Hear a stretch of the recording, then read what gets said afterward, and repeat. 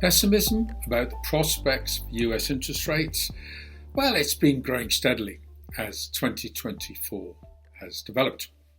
But there was a big change last Friday, which revived hopes that the US Federal Reserve would be able to make significant cuts in interest rates this year.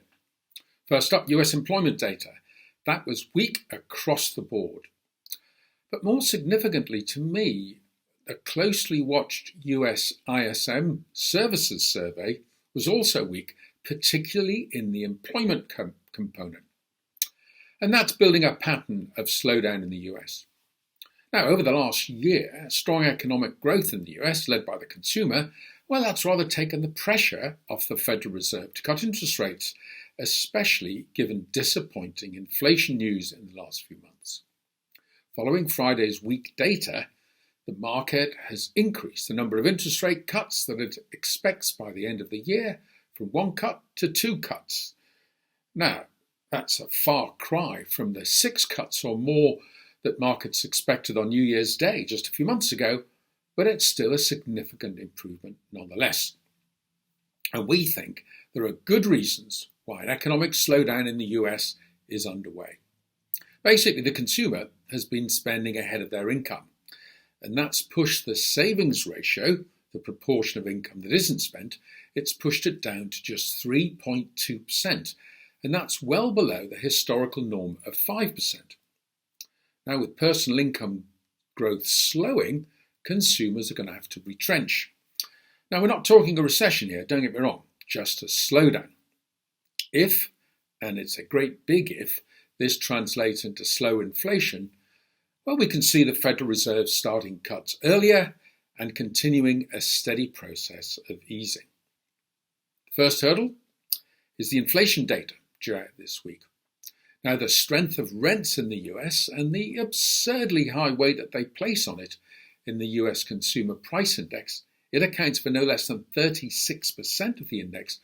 Well, those together are big barriers to continued disinflation. But there's plenty of weakness in other areas, and that might just deliver an okay number. Meanwhile, the Bank of England, they meet this week. Now, they won't cut rates, but they will reduce their inflation forecast, and we're likely to get an overall very optimistic outlook.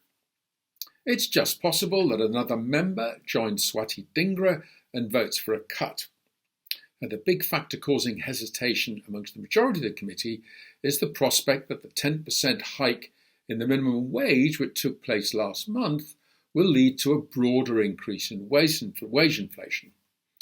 Yes, the 3-month-on-3-month rate, that's going to go up, but that should be a one-off, just a temporary delay on their rate cutting. Meanwhile, in Brussels, in Frankfurt, the European Central Bank has effectively promised us a cut in June, and the outlook seems pretty clear there. There might be a little of a temporary blip in wage growth due to some settlements, but the underlying trend does look firmly downwards. Now, as we said in our last podcast, the pessimism on interest rate cuts has probably peaked, and I think we can look forward to a more favourable background for financial markets as inflation declines, the US resumes a soft landing course, and the rest of the world economy picks up. Now, I discussed all of this in much more detail in my webinar. That's available on Bright Talk. I did it last week, so it's quite up to date. And if you need more information on this, please speak to your Columbia Threadneedle Investments contact. Well, until next week, enjoy the sunshine if you have it, and goodbye from me.